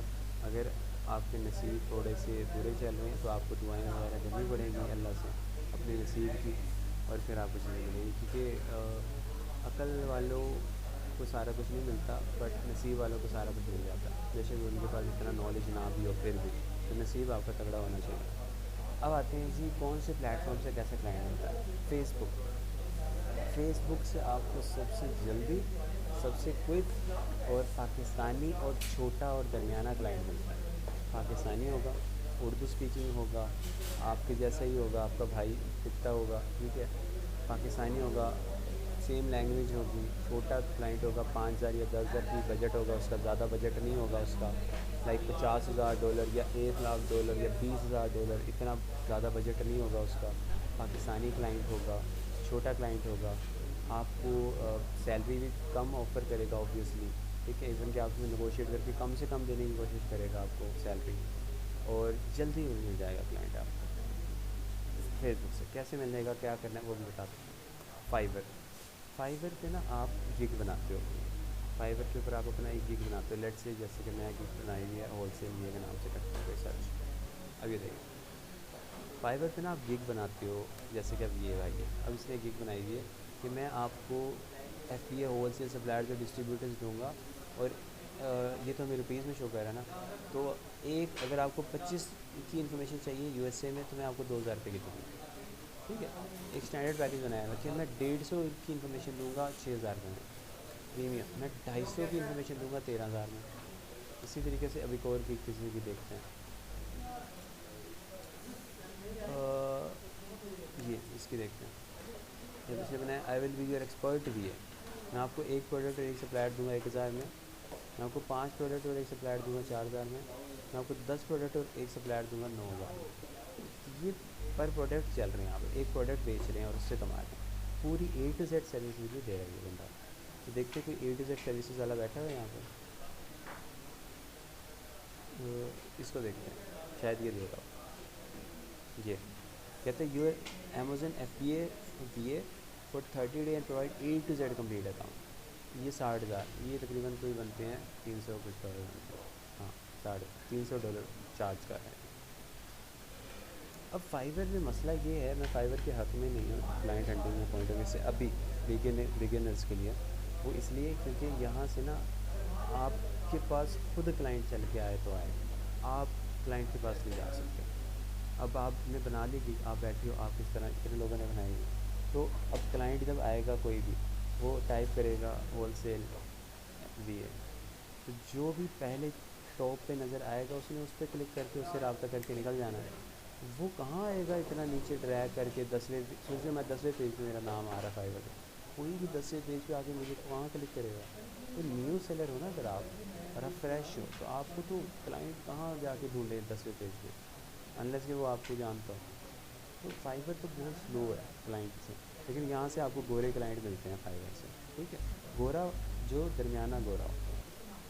फाइवर को मैं ज़रा रैंक थोड़ा नीचे रखता हूँ, लेकिन आप इसको भी रेक में बना लें, अक्सर आपको ऑर्डर्स बढ़ जाते हैं फाइवर से भी। लोग क्या करते हैं, लोग ना VVRO डलवाते हैं। VVRO होता है, अपने जो यूएसए में बाहर मामू चाचू बैठे हैं उनको कहेंगे कि मेरी ना इस गिग को बाय करो और मुझे ना रिव्यूज़ दो। उससे क्या होता है, ये अब गिग है, इसको अब देखें, आप लोग नोट करें, इसको 16 5 स्टार मिलेंगे, और नीचे लोगों ने कहा हुआ है सेलर इज़ वेरी प्रोफेशनल, बहुत ज़बरदस्त है, मैंने इसके साथ काम किया, मैं बहुत खुश हूँ भाई, बहुत ज़बरदस्त है ये बंदा। देखिए, लोगों ने जब रिव्यूज़ देने शुरू किए तो उसकी वजह से ये टॉप पे पहले पेज पे नंबर 1 स्पॉट पे आया ना। इसको कहते हैं very very very real orders. अब इसमें सारे के सारे ज़रूरी नहीं है कि सारे के सारे एक्चुअली कस्टमर ही हो, क्लाइंट हो। कुछ हो सकता है इसने कोई अपने दोस्त यार को कहा हो, यार तुम ना वहाँ से ऑर्डर प्लेस करो और मुझे रिव्यूज़ दो ताकि मैं ज़रा रेटिंग में ऊपर आ जाऊँ। तो लोग ना VVRO के ज़रिए ऊपर आते हैं फाइवर में, उसके बाद फिर उनको असल एक्चुअली क्लाइंट्स मिलना चाहिए। लेकिन बहुत स्लो और बहुत लंबा और बड़ा अजीब सा प्रोसेस लगता है मुझे। तो इसको मैं ज़रा एंड पे रखता हूँ ना, कि जब आपको काफ़ी टाइम हो गया फिर आप इन प्लेटफॉर्म को यूज़ करो क्लाइंट हंटिंग के लिए। अब वक्त पे क्या होता है, आप अपनी फ़ाइल बनाते हो। अब वक्त थोड़ा सा मुझे अच्छा इसलिए लगता है पर्सनली, लेकिन यहाँ पे भी आप रह जाओगे इसलिए क्योंकि आप बिगिनर्स हो, आप फ्रेश हो, न्यू हो, आपकी कोई इतनी पेमेंट्स या कोई इतनी ज़्यादा आपकी अर्निंग्स नहीं है। अब वक्त में ना हमारी सैलरी की अर्निंग शो होती है, ठीक है, सैलरी ने कितना अर्न किया अब वक्त में शो होता है। अब वक्त की खास बात बस ये है कि यहाँ पे ना आपको कनेक्ट्स मिलते हैं, और आप लेट से लिखो होलसेल भी है ये लो। मेरी वॉइस आ रही है कि नहीं, स्क्रीन शेयर हो रही? हेलो। जी हो रही है ताहिर भाई। अच्छा, स्क्रीन शेयर हो रही, बीच में नेट मेरा ज़रा चेंज हुआ है, तो आप बताइएगा स्क्रीन शेयर हो रही? जी हो रही है। जी हो रही है। अच्छा, अब यहाँ से आपको मिलता है सबसे बड़ा जॉइंट क्लाइंट, गोरा क्लाइंट, जो आपको दे $500 आपसे, लाइक बड़ा जॉइंट क्लाइंट आपको मिलता है यहाँ से। बट अगेन यहाँ पे क्या होता है, यहाँ बड़े फॉर्मल तरीके से आपको लेके चलना होता है क्लाइंट को, और यहाँ पे आप अब क्लाइंट के पास जाता हूँ। क्लाइंट यहाँ पे प्रपोज़ल डालता है। अब ये देखो 2 दिन पहले आपके पास प्रपोज़ल आया एक होलसेल, ये वाला देखो, यहाँ पे करता हूँ, ये देखो गलती ना, ये मिक्सी आ रहे हैं, ठहरो जरा, होलसेल करता हूँ, साथ में कीवर्ड डालता हूँ अमेज़न होलसेल ये था, ठीक है, ये वाला कीवर्ड डालते हैं ये लो। अब देखो ये देखो जैसे कि, और देखो देखते हैं ठहरे, जो A to Z सर्विसेज का होगा। हाँ, अब ये देखो 2 दिन पहले आया, ये कहता है कि मैं 1 घंटे का आपको $4 पे करूँगा। अब हम लोग हफ्ते में लेट से होते हैं, मिसाल के तौर पे एक दिन में होते 6 घंटे, हफ्ते में 5 दिन काम किया, 30 घंटे हो गए, तो 1 घंटे का वो मुझे $4 पे करेगा, 120 हो गया। महीने में हो गए 4 घंटे, 4 हफ्ते, तो मैंने लेट से 1 महीना काम किया, तो वो मुझे देगा $480। यहाँ पे ना घंटे बिकते हैं, ठीक है, तो डॉलर का रेट आपको पता ही है क्या चल रहा है आजकल, तो मल्टीप्लाई करते हैं। तो यहाँ से आपको बड़े जाइंट मोटे मोटे ताज़ा ताज़ा क्लाइंट मिलते हैं, और सारे गोरे होते हैं, मोस्टली गोरा क्लाइंट होता है, जिनकी पेमेंट अब ये लेट से इसको इसको मैं अब अप्रोच करने का सोच रहा हूँ, मुझे बड़ा इंटरेस्टिंग लग रहा है, मुझे लग रहा है कि हाँ यार इसके वाले मैं काम कर सकता हूँ, जो इसकी ख्वाहिशात है वो मैं पूरी कर सकता हूँ, ठीक है। तो मैं अब यहाँ से करूँगा submit a proposal, submit a proposal करता हूँ मैं, और आप देखिए यहाँ पे मुझे, मेरे पास 74 कनेक्ट्स पड़े हैं। अब हर प्रपोजल के पीछे ना कनेक्ट्स लगते हैं, इस वाले को अगर मैं करूँगा तो मेरे 6 कनेक्ट्स यूज़ होंगे। आप कनेक्ट्स पैसे लगा के कार्ड से बाय भी कर सकते हो, और खुद से भी आपको हर मंथ कुछ कनेक्ट्स देता है अब वक्त, ठीक है। तो मैं इसको कांटेक्ट करता हूँ, और यहाँ पे मैं अपने बताता हूँ कि मैं इसको $4 पर घंटा देता हूँ, या फिर $5, जो भी मुझे समझ आ रहा है। इसमें से 20% एफर्ट में रखनी होती फीस, और रिमेनिंग मुझे मिलेगी 1 घंटे। अब मैं जितने घंटे काम करूँगा इसके लिए मेरा टाइम चल रहा होगा, और उतने घंटे के हिसाब से मुझे पेमेंट क्लाइंट से अब वक्त पे आएगी, अब वक्त से फिर मुझे आएगी, ठीक है। यहाँ पे कवर लेटर में मैं अपने बारे में लिखता हूँ कि जी मेरा ये एक्सपीरियंस है, मेरा ये है, और अगर आपने भी पास्ट में भी काम किया हुआ तो प्रोजेक्ट फाइल डालो। और अब यहाँ पे आपकी लगती है प्रोफाइल अटैच, तो अगर तो आपने कोई अर्निंग की हुई है तो वो अर्निंग भी शो होगी उसको। तो अब वक्त से भी आप तब ही सही से क्लाइंट को पिच कर सकते हो जब आप पुराने हो गए हो, आपके पास भी क्लाइंट्स हों, ठीक है। लोग क्या करते हैं, लोगों के मार्केट में अगर कोई क्लाइंट्स हों, बड़े क्लाइंट्स, उनको कहते हैं यार हमें जो आप पेमेंट दोगे ना अब वक्त के थ्रू देना, ठीक है, ताकि हमारी अपवर्क की प्रोफाइल रेट हो, ऊपर आए, तो जाके जो अगला क्लाइंट है तो वो देखे कि हाँ यार इस बंदे ने कोई ऑर्डर्स किया ना, ये बंदा एक्सपीरियंसड है। बेशक आपको जितना मर्जी एक्सपीरियंस है, जब तक वो दिखेगा नहीं क्लाइंट आपको पाएगा नहीं। तो अपवर्क से भी थोड़ा सा आपको मुश्किल से और थोड़ा सा देर से क्लाइंट मिलते हैं, बट यहाँ पे आपका लॉन्ग टर्म गोल होना चाहिए अपवर्क से मैंने क्लाइंट पिच करना है। ये मैंने आपको बता दिया फाइवर अपवर्क के बारे में कि मोटा बड़ा क्लाइंट जो कि बिगिनर्स को या फ्रेश को आपको कल परसों एकदम से नहीं मिलता, आपको बड़ा वेट करना पड़ता है और बड़ा करना। लेकिन ये जो है आपके पास प्लेटफॉर्म फेसबुक, अब इस पर ये फेसबुक आपके पास है, हर किसी के पास है, कोई मसला नहीं है। यहाँ से आपको जल्दी और क्विक क्लाइंट मिल जाता है। कैसे मिलता है क्लाइंट जल्दी और क्विक, अब वो देखते हैं। आपने करना क्या है, देखें, आपने यहाँ पे आके अपना कीवर्ड आना और सिलेक्ट किए दिएगा, ठीक है, और आपने यहाँ से सिलेक्ट करना है पोस्ट, पोस्ट पे क्लिक किया। उसके बाद अब आप चाहो तो जनरल पोस्ट सारी आ गई यहाँ पे सामने, उनको देखते जाओ। अब देखो यहाँ पे आ रहा है need B A for wholesale unpaid internship, ये कोई इंटर्नशिप बंदा दे रहा है, हैंड्स ऑन एक्सपीरियंस के लिए दे रहा है, ठीक है। अच्छा, looking for experience B A for wholesale feel free to unbox, ठीक है, ओके। हायर अब बी ए, ओके। अब जब अब डेट देखो, ये 23 फरवरी की पोस्ट है, इसको पता नहीं कितने लोगों ने कांटेक्ट कर लिया होगा, बट इसकी पोस्ट देखो, इसकी पोस्ट देख के नज़र आ रहा है कि यार ये वाकई कोई सीरियस बंदा है, लाइक कोई फजूल स्कैमर नहीं है। अब फेसबुक पे आपको थोड़ा सा स्कैमर्स मिलेंगे, थोड़े से आपको ये फेस मिलेगा, बट आप लोगों ने ट्राई मारनी है, क्योंकि मैंने अगेन कहा है नसीब, अगर आपका नसीब अच्छा है तो पहला बंदा जो मिलेगा वही जेन्युइन होगा, और अगर आपके नसीब बुरे हैं तो आप बेशक 100 बंदों से बात कर लो, सारे के सारे स्कैमर निकलेंगे, ठीक है। तो यहाँ से आगे नसीब की गेम है। अब ये तो मैं कह रहा है मैं बी ए ढूंढ रहा हूँ, मैं $150 पे करूँगा, ठीक है, क्योंकि 4 घंटे अर्थिंग चाहिए आपके और अच्छे होने चाहिए प्रोडक्ट्स। मेरे पास ऑलरेडी क्लाइंट है, मैं उसका वर्क आपके साथ शेयर करूँगा। और ये यकम मई को इसकी पोस्ट आई है, तो इसको मैं मैसेज भी कर सकता हूँ, इसके पोस्ट के नीचे कमेंट भी कर सकता हूँ। ये तो हो गया ना जनरली, लेकिन यार अब पुरानी पोस्टर पर जब आप करोगे ना तो आपको हो सकता है उन लोगों को आपसे पहले कितने लोगों ने कांटेक्ट कर लिया, तो आप तो लेट हो जाओगे। तो मेरी रिकमेंडेशन ये है कि आप लोगों ने डेली बेसिस पे चेक करना है और रीसेंट पोस्ट देखना है यहाँ से, जो अभी आधा घंटा घंटा पहले आई है उनको रहा जाना है। अब ये देखो, ये कहता है मेरा ये बजट है और इसने कल पोस्ट की है, कल, ठीक है, तो यहाँ चांसेस थोड़े ब्राइट हैं। और नीचे चलते हैं, इसकी भी कल आई है और ये भी कह रहा है। अच्छा, ये जो है ना, ये कोई ना वो दे रहा है, ज्ञान दे रहा है, नॉलेज दे रहा है, तो इसको तो स्किप करूँगा। ये वैसे पढ़ लिया करो, ये बातें पोस्टर भी बड़ी आपकी इन्फॉर्मेटिव होती हैं। अच्छा, ये अपनी खुद की एडवर्टाइजमेंट कर रहा है, ये भी केस स्टडी वाला भाई है। और चलती है, I am a B A, I am a B A, I am a B ए।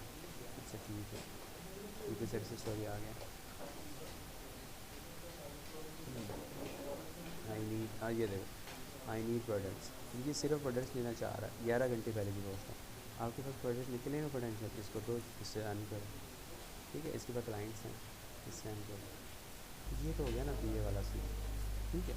यहाँ से आप लोग देख सकते हो, जनरल कीवर्ड मैंने लगाया था होलसेल पी है, तो 11 घंटे पहले को, तो डेली बेसिस पे देखो। अब इसको मैंने कांटेक्ट करके कहना क्या है, मैसेज करता हूँ इसको। तो मैसेज में इसको क्या करूँगा, जो कि मैं अभी प्रपोज़ल आप लोगों के साथ शेयर कर रहा हूँ, और अभी ग्रुप में आप लोगों के साथ आएगा। और क्या ज़रा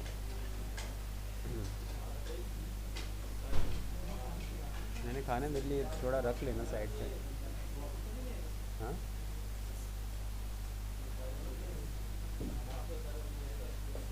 सिक्योर करा के बाद ठीक हो गया, ज़बरदस्त हो गया। कॉपी हो गया, चलिए कॉपी हो गया। और इसको मैं करता हूँ हेलो, ठीक है, और इसको मैं भेज देता हूँ अपना प्रपोज़ल यहाँ से। ये अभी आप लोगों को शो होगा, मैं लाइव से कर रहा हूँ, तो ये आ गया। चलिए, अब आप लोगों के साथ में ये प्रपोज़ल शेयर कर देता हूँ, और इसको हम लोग थोड़ा सा इधर नोट पैड जो बोल के वो भी लिख लेते हैं। जी, मेरा एक टेम्पलेट बना हुआ प्रपोज़ल का, सॉरी, हम कॉपी करते हैं, सॉरी। ये लो, ये लो। अब ये हमारा प्रपोज़ल एक मैंने बना के रखा हुआ है, इसको एक दफ़ा ज़रा आप लोग पढ़ें 2 मिनट, मैं आपको तब तक व्हाट्सएप पे भेज दूँ।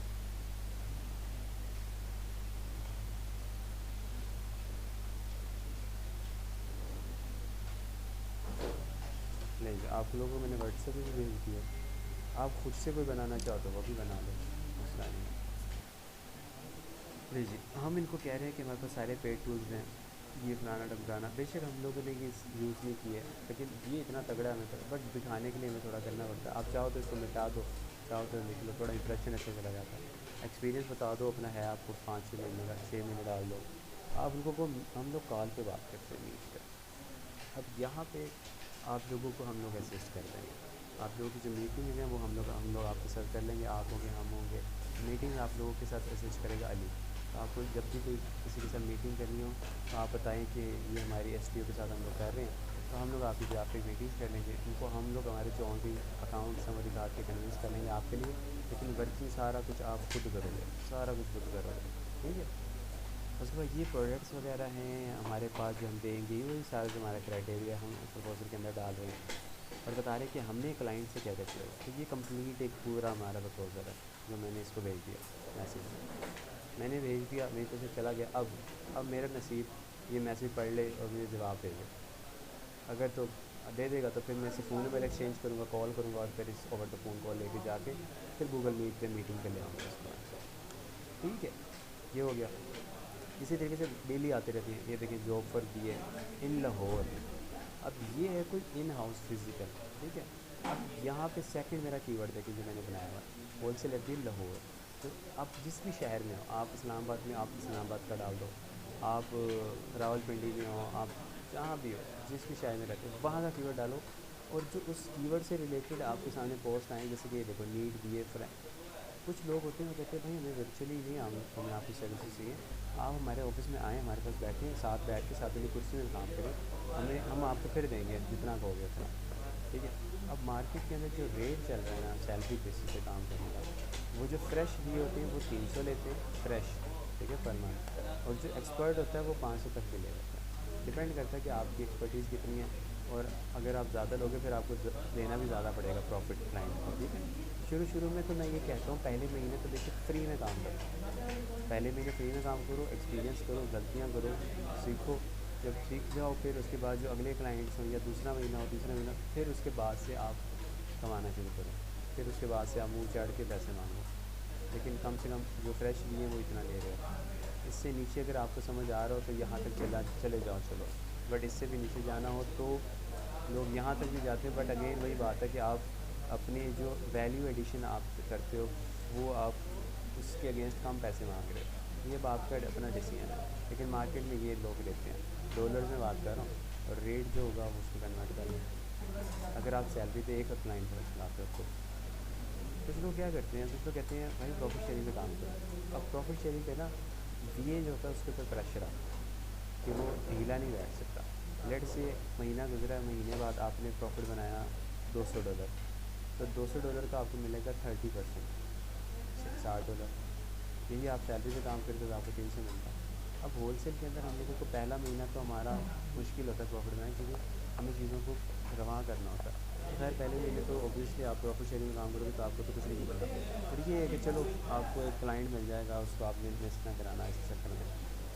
लेट से आपने $1000 प्रॉफिट बनाया तो उसका 30% आपका, $300 आपका, 70% क्लाइंट का। लोग 30% पे भी काम करते हैं, लोग 50-50 पे भी काम करते हैं। अब आपने जिस जगह पे आपको समझ आ रहा है वहाँ पे काम करो। आपने $2000 बनाया तो इसका आपको 30% मिलेगा। आपने $5000 प्रॉफिट बनाया तो आपको प्रॉफिट शेयरिंग के अंदर ग्रोथ है। बट अगेन ये दोनों साइड वेज हैं। अगर आपने नहीं बनाया तो फिर आपको भी कुछ नहीं मिलेगा। वो इन्वेस्टर तो पहले ही अमीर है, आपने एक महीना जान मारी, सारा कुछ किया, प्रॉफिट नहीं बना। या फिर आपके प्रोडक्ट अभी लाइव ही नहीं हुए, अभी तक तो इन बाउंड है, बट आपने ऑर्डर हंटिंग की, सारा कुछ किया, बट आपको कुछ नहीं मिल रहा। तो हमेशा सैलरी पे काम करना प्रेफर किया जाता है। तो ये दो तरीके होते हैं। अगर आप इन हाउस किसके पास जा रहे हो तो वो तो वैसे ही जैसे जॉब कर रहे हो आप, एजेंसी के साथ कनेक्ट हो गए, वो आपको पर मंथ जो भी ऑफ़र करें या जो भी आपकी उनके डील बनेगी। एक तो ये तरीका होता है। तो ये दो तरीके हैं। कीवर्ड डाल दिया लाहौर का, अब लाहौर वाले कीवर्ड देख रहा हूँ मैं। लो जी, अगेन यहाँ पे भी रीसेंट पोस्ट कर लेना चाहो तो कर लो, या जनरली देखना। तो ये देखो, इसको आपने मैसेज करना, मैसेज करो, इसको भी वही प्रपोजल भेज दो जो उसको भेजा था, सबको भेजना शुरू कर दो। भाई 100 को करोगे, आपको 10 तो जवाब देंगे ना उसमें से। अगर आपका नसीब अच्छा होगा तो 100 के 100 आपको जवाब दे देंगे। नसीब है, सारी नसीब ही देंगे यहाँ से आगे। यहाँ से आगे कोई मेरी गारंटी या कोई आप भी गारंटी नहीं दे सकते। ये सब अल्लाह अल्लाह के कंट्रोल में है। ठीक है। लेकिन तरीका क्या है, स्मार्ट वे में कैसे आपने चलना है। आप बिगिनर्स हो, आप फ्रेश, ये आपने एक्सेप्ट करना सबसे पहले। ठीक है। आपको पहले दिन ही मोटा गोरा क्लाइंट नहीं मिलेगा, एक्सेप्ट। ठीक है। आप फ्रेश हो, बिगिनर्स हो, कोई बात नहीं। यहाँ से मैं अब मुझे तकरीबन कोई 1-1.5 साल हो गया। मुझे ज़्यादातर क्लाइंट जो मैंने फाइंड किए हैं, जो भी हमारे चल रहे हैं, वो मुझे लिंक्डइन से मिले या फेसबुक से मिले। ठीक है। अब वो ये फाइबर पे जाने की मुझे ज़रूरत ही नहीं महसूस हुआ उसको। मैं फेसबुक और लिंक्डइन से मुझे इतने क्लाइंट मिल गए, पाकिस्तानी मिल गए। ठीक है। कुछ एजेंसीज़ मिली मुझे जिनके साथ मैं कनेक्ट हुआ, उन एजेंसीज़ के पास गोरे क्लाइंट थे, तो मुझे उनके क्लाइंट इनडायरेक्टली मुझे मिल गए सारा। उन्होंने होलसेल सारा मुझे आउटसोर्स कर दिया, मैंने अपनी एजेंसी खुद की बना ली। ठीक है। अब मेरे पास डायरेक्ट पाकिस्तानी क्लाइंट्स भी है जो मुझे फेसबुक से मिले। मेरे पास कुछ एजेंसी है जिन्होंने अपना काम मुझे आउटसोर्स किया हुआ होलसेल का, तो उनके गोरे क्लाइंट्स हैं। तो ऐसे मुख्तलिफ़ तरीक़ों से रास्ते से रास्ता अल्लाह ने बनाया, चीज़ें आगे से आगे बढ़ती गई। फिर तीसरा ग्रुप ये वाला, ये मुझे सारे ग्रुप्स में पसंद है, एनेबलर्स हैं। मैंने सीखा नहीं है, ना ही मैं कोई इनका स्पॉन्सर कर रहा हूँ, ना कोई एडवर्टाइजमेंट कर रहा हूँ, ठीक है। ये सर होलसेल को ही डेडिकेटली प्रमोट करते हैं ज़ैफ़ अली सर, बस। बाकी जो सनी लिए हैं वो ज़्यादा प्राइवेट लेवल को प्रमोट करते हैं, और जो साकिब वज़ीर हैं वो भी ज़्यादा प्राइवेट लेवल को प्रमोट करते हैं। एक उस्मान अख्तर है वो ड्रॉप शिपिंग को ब्रैकले वाला प्रमोट करता है, ये डेडिकेटली होलसेल को प्रमोट करते हैं। तो इस ग्रुप में ज़्यादा एक्टिविटी होलसेल वाली होती है, नंबर 1। नंबर 2, इस ग्रुप के अंदर कोई क्लाइंट या इन्वेस्टर आता है तो उसकी पोस्ट को डिलीट नहीं करते ये ग्रुप वाले। तो यहाँ से आपको कुछ पोस्टें इस ग्रुप के अंदर जो की गई हैं, जो कि ज़्यादा ऑथेंटिक या रिलायबल होती हैं। अब जैसे ये देखिए, इस बंदे ने कहा मुझे ये रिक्वायर है, तो ग्रुप के जो ऑनर हैं, एडमिन हैं, उन्होंने इसकी पोस्ट नहीं उड़ाई, जबकि एक्सट्रीम कॉमर्स में और एनेबलर्स में वो पोस्ट को उड़ा देते हैं।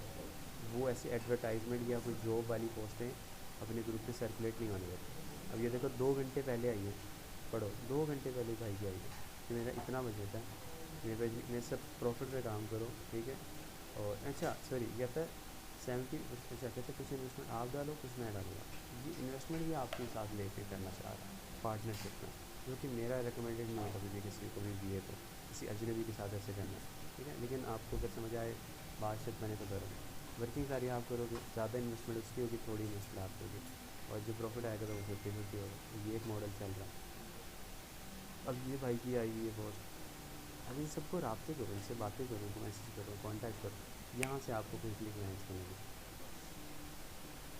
नहीं, तो मैंने आपको बता दी है, छोटा क्लाइंट कहाँ से मिलेगा, दरमियाना कहाँ से मिलेगा, जल्दी कहाँ से मिलेगा, देर से कहाँ से मिलेगा, कब कौन सा प्लेटफॉर्म आपके लिए सूटेबल है।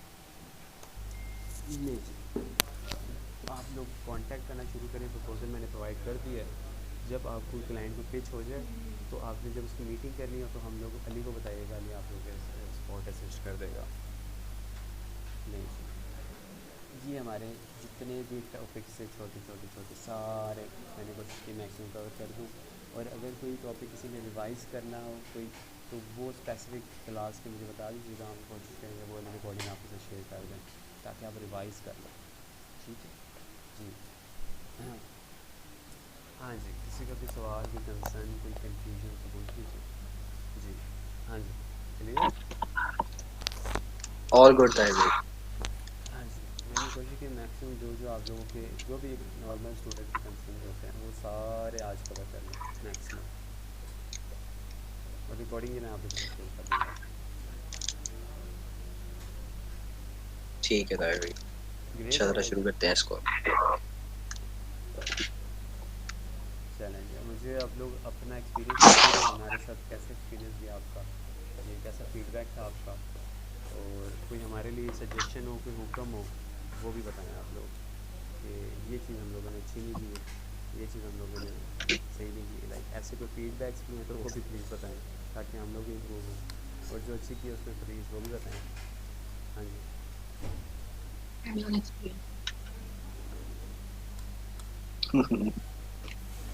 अच्छा वैसे ताहिर भाई ये है कि मैं आपसे ये पूछना चाह रहा था कि आप भी कोई इंटर्नशिप प्रोग्राम वगैरह ऑफर करते हैं?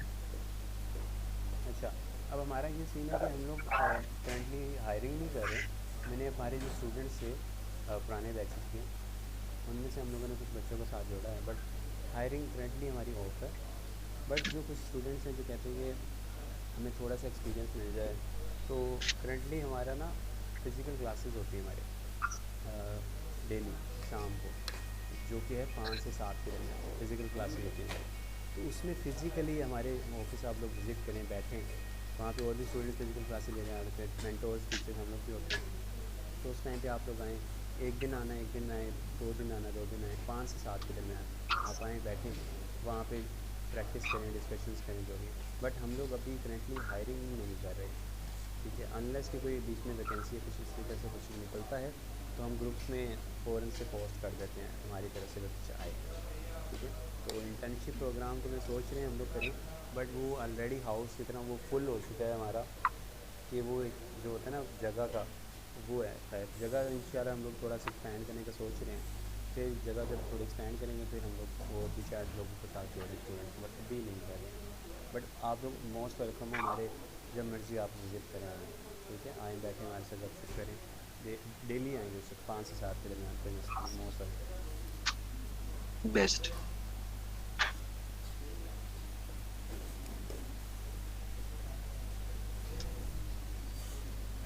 हाँ जी जी, अली कामरान साहब आपके क्लियर। वो रिकॉर्डिंग मैं आपको शेयर कर देता हूँ ना उस क्लास की, जिसमें अब्दुल्ला मुझे भी डाल, मुझे डाल दे, मैंने खाया नहीं अभी, ख़त्म कर दी सारा। जी सर हुक्म,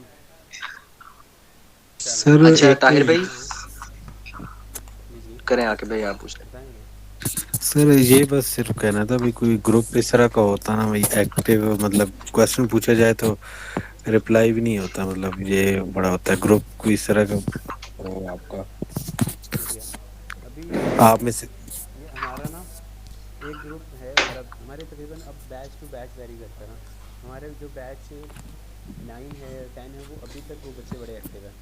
तो अब तो ये भी डिपेंड करता है कि उस बैच के बाकी स्टूडेंट्स कैसे एक्टिव हैं कि नहीं कर रहे। तो खैर आप मुझे प्राइवेटली कर लिया करो, फिर मैं तो यही कह सकता हूँ, मुझे मैसेज कर लिया करो, फिर आपको मैं स्टोरी में जवाब मिल जा रहा है या ग्रुप में और की हेल्प की जाता है, ठीक है। सर अच्छा ताहिर भाई, जी जी। जो अभी तक जो हमने सारा जो पढ़ा है, आपके पास कोई इसके है, आपने जो कोई शीट बनाई हो या फिर कोई ऐसा डॉक्यूमेंट जिसपे आपने टोटल सारे टॉपिक्स मेंशन किए हों कि ये टॉपिक्स हमने कवर किए हैं? हमारा ऐसा तो नहीं है कोई, वो इतना मैंने बनाया नहीं अभी। अच्छा बस वही है ठीक यार, है। हमारे वही 5 स्टेजेस हैं, हमने उनको कवर किया है सारा। ठीक है, ठीक वैसे है, बना दो, बनाऊंगा मैं, बना के शेयर कर दूँगा आप लोगों के साथ। मतलब जिस तरह आप डेली बताते थे ना पहले कि आज हमारा ये टॉपिक है इस हाँ वीडियो के साथ, वो एक्चुअली यार वो तो ना मैं बस बड़ा वैरी करता हम्म, रहता है, क्योंकि अक्सर सवाल बहुत ज़्यादा होते हैं बच्चों के, तो अक्सर वो टॉपिक नेक्स्ट लेक्चर में चला जाता है, तो इस तरह से मेरा थोड़ा आगे पीछे हो जाती सही है, कह रहे हैं। टारगेट्स तो खैर नहीं होते, बट कंटेंट्स का एक बना लूँगा, ठीक है, वो आप लोगों को मैं शेयर कर दूँगा। परफेक्ट। जी ठीक है जी, चलें, ख्याल रखें अपना, अल्लाह चलें, हाफिज़, thank you okay. So much Sahib भाई, सो नाइस ऑफ यू, अस्सलाम ओके वालेकुम। Sir, okay sir, thanks.